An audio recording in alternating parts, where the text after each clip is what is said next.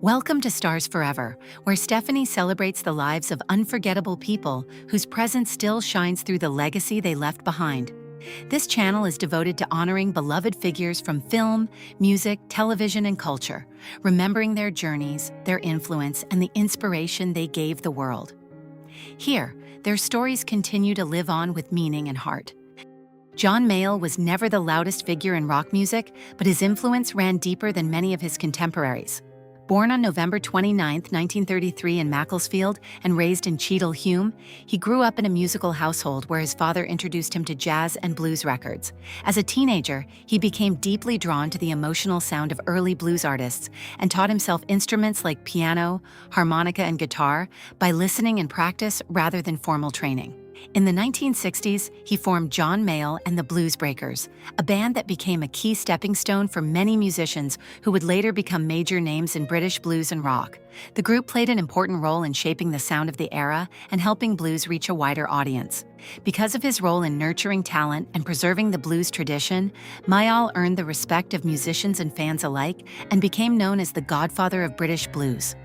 Even in his later years, he continued performing and recording with steady dedication. John Mayall passed away at the age of 90 in California from natural causes linked to health issues in old age. His contributions were later honored with induction into the Rock and Roll Hall of Fame in 2024, recognizing his lasting impact on modern blues rock music.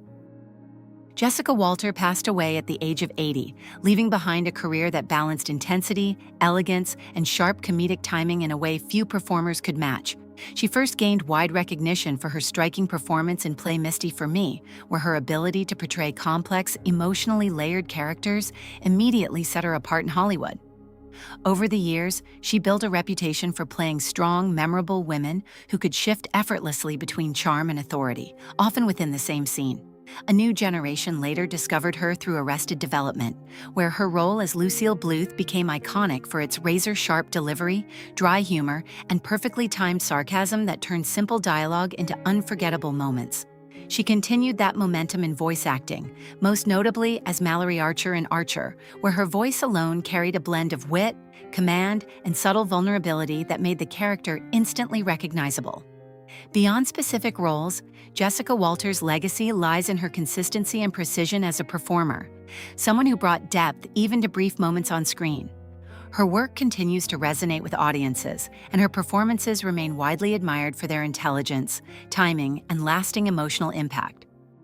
James William Ercolani, better known as James Darren, was an American actor, singer, and television director whose career spanned several decades and touched multiple eras of entertainment. Born in 1936, he first rose to fame in the late 1950s, becoming part of Hollywood's youthful screen energy at a time when teen culture was beginning to shape popular cinema. He gained widespread attention through films like Gidget, 1959, along with other notable appearances in projects such as The Gene Krupa Story, 1959, All the Young Men, 1960, The Guns of Navarone, 1961, and Diamond Head, 1962, which helped establish him as a familiar face in both leading and supporting roles. Alongside acting, he also built a successful music career, becoming a teen pop singer during the early 1960s.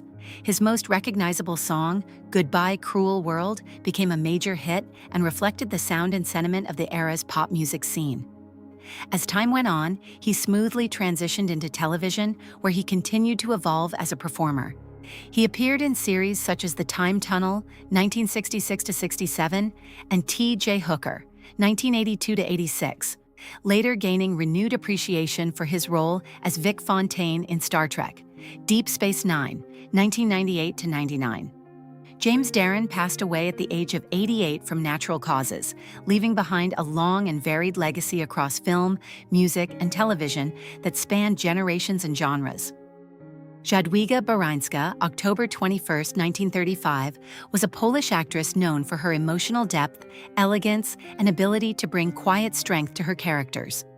She shared her life and artistic path with director Jerzy Anczak, and together they built both a personal and creative partnership.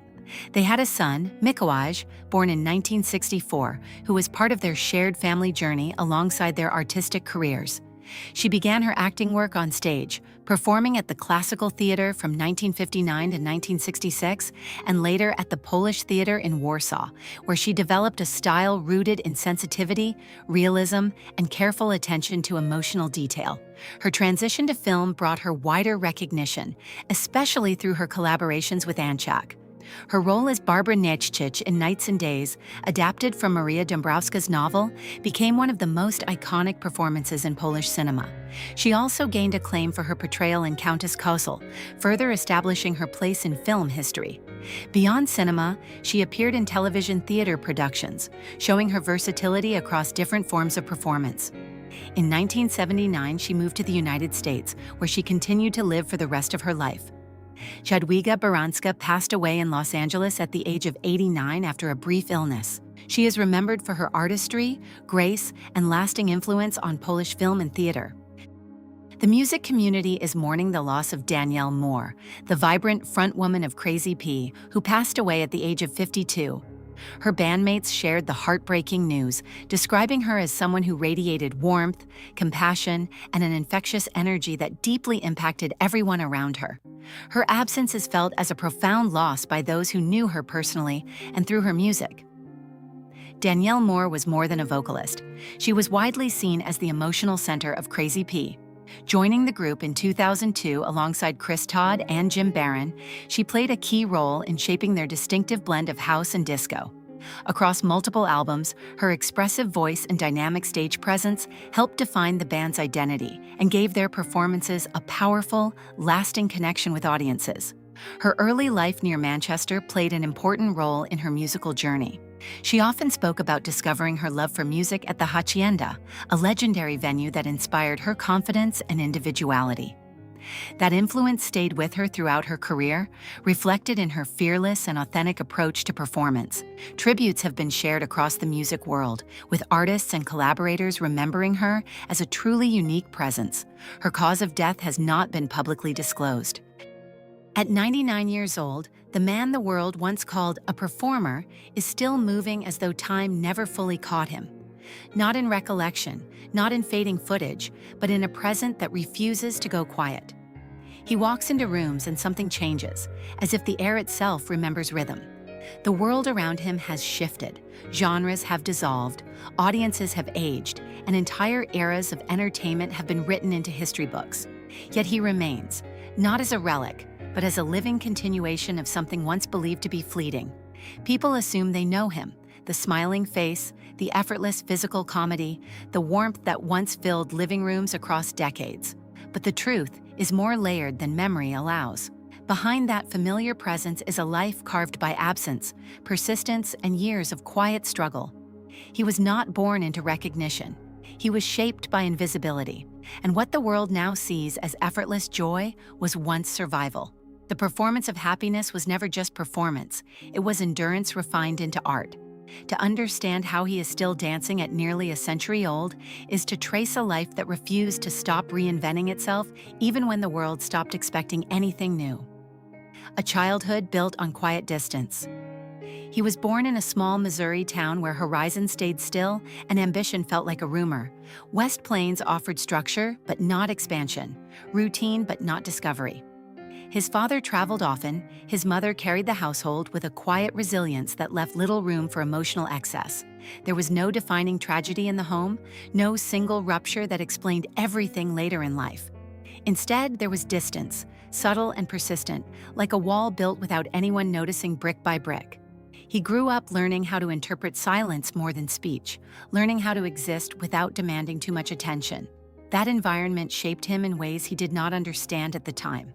He was not discouraged from dreaming, but he was never actively shown how to believe those dreams could become real. So he began experimenting with attention in the only way available to him: performance, a gesture, a joke, an exaggerated movement that made adults pause for a moment longer than usual. Those early reactions became a kind of currency. They told him that invisibility could be interrupted, even if only briefly. That lesson stayed with him longer than anything else from childhood. Discovering that laughter could hold a room together. Before he ever stepped onto a professional stage, he understood instinctively that humor could alter the emotional temperature of a space. It started in small rooms around family, in school settings where attention was unpredictable and often conditional. He studied comedians with unusual seriousness, not as entertainment but as instruction. The timing of a pause, the rhythm of a stumble, the way silence could set up laughter more effectively than words, these were not abstract ideas to him, they were tools for survival. He learned that if he could make people laugh, he could also make them stay. That realization carried emotional weight far beyond comedy itself. It meant connection could be constructed, even if it was temporary. It meant presence could be earned rather than granted. But even as he developed this skill, there was an underlying awareness that it was not enough to rely on talent alone. The world did not automatically open itself to people who wanted to perform. It tested them first, often repeatedly, until only those willing to endure rejection remained. He began to understand early that performance was not about being seen once, but about refusing to disappear after not being seen enough times. Years of service and the education of discipline. When he entered military service during a global conflict, he did not arrive as a formed artist, but as a young man still trying to understand where his place in the world might be. He expected structure, and he received it in abundance. He also expected challenge, though not the kind that would reshape his understanding of performance itself. Assigned away from the front lines, he became part of entertainment efforts for fellow service members. At first, it might have seemed secondary compared to combat roles, but over time it revealed something essential. He saw firsthand how laughter functioned under pressure, how humor could become a release valve for fear and exhaustion. It was not entertainment in the abstract sense, it was emotional maintenance. That realization reframed everything he thought he knew about performance. It was no longer about attention or approval, it was about necessity. When he left service, he did so without fame, without clear opportunity, and without certainty. But he carried something internal that could not be taken away, the understanding that performance mattered most when life felt unstable. That idea would follow him into every stage, audition, and failure that came next. Struggling years and the weight of persistence. The years after returning to civilian life were not defined by immediate opportunity. They were defined by movement without momentum. He worked wherever he could, often in jobs that had little connection to the life he imagined. He formed small performance acts with friends, traveling from place to place in search of audiences willing to listen. Some performances were met with laughter, others with indifference that felt heavier than rejection itself. During this period, he also built a family life that grounded him emotionally, but added pressure practically. Marriage brought stability in one sense, but also responsibility that made uncertainty more difficult to navigate.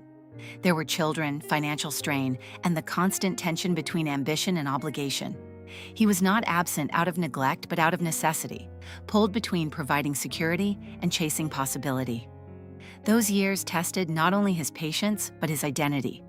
There were moments when he questioned whether the certainty that had carried him since childhood was real or simply inherited hope, yet he did not stop. Even when success felt statistically unlikely, he continued performing because the alternative felt like erasure. Persistence was not heroic in those years. It was simply the only option that kept him moving forward. The breakthrough that arrived without drama success did not arrive as a sudden explosion, but as a gradual acknowledgement. A local television opportunity became a foothold. Small appearances turned into more consistent visibility. He was not instantly transformed into a star. Instead, he accumulated recognition slowly, almost cautiously. Audiences began to notice something unusual about him. He did not perform at them, he performed with them. His presence created a sense of shared space rather than separation. That quality distinguished him in an industry crowded with talent. Eventually, he reached Broadway, where everything he had practiced in obscurity found a larger stage. The role he played demanded physicality, timing, and emotional sincerity, all of which he delivered with an ease that belied years of invisible preparation. When recognition finally came, it did not feel like arrival so much as confirmation. Years of uncertainty were reframed as preparation rather than failure. Yet even in success, there was complexity. Achievement did not erase the memory of struggle. It simply placed it in a different context. He had reached the place he had always aimed for, but the emotional habits formed during hardship remained intact. He was still, in many ways, the same man who had once performed in near-empty rooms hoping someone would stay. Broadway and the weight of being seen. Stepping onto Broadway changed the scale of everything he had ever known about performance. The audience was larger, the expectations higher, and the consequences of success or failure more visible. The role he inhabited required him to balance humor with vulnerability, physical comedy with emotional grounding.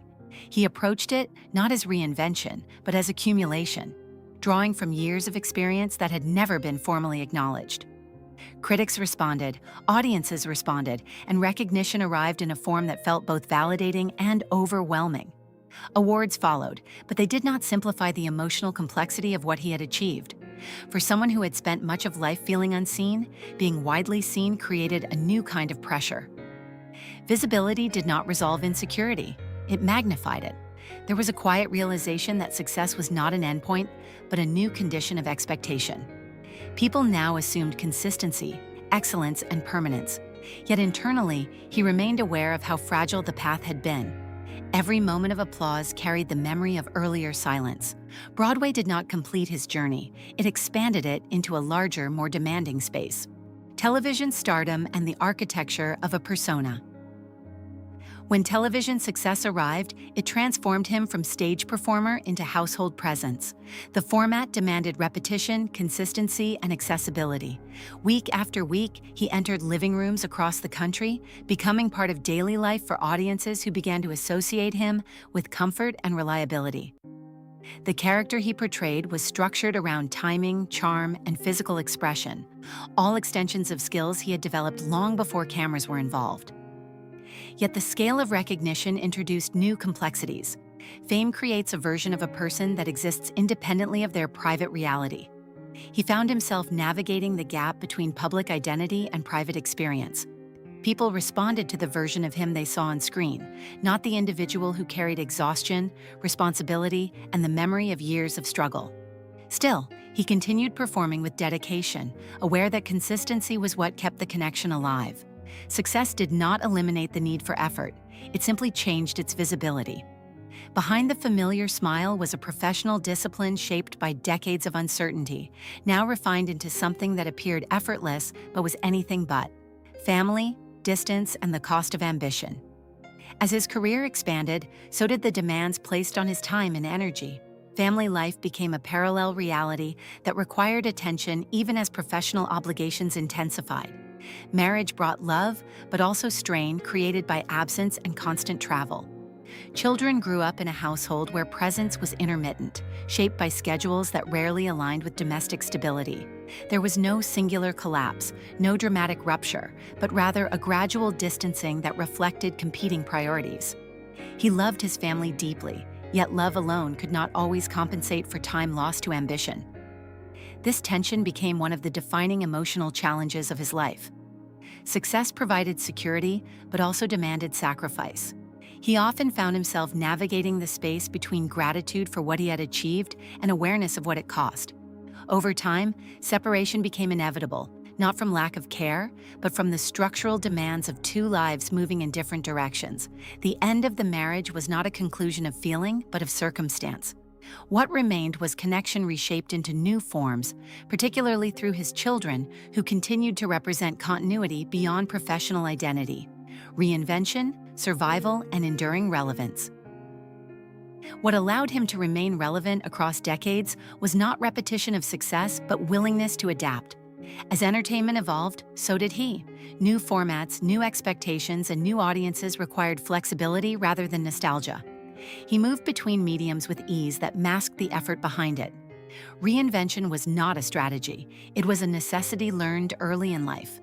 Each phase of his career built upon previous ones without being confined by them.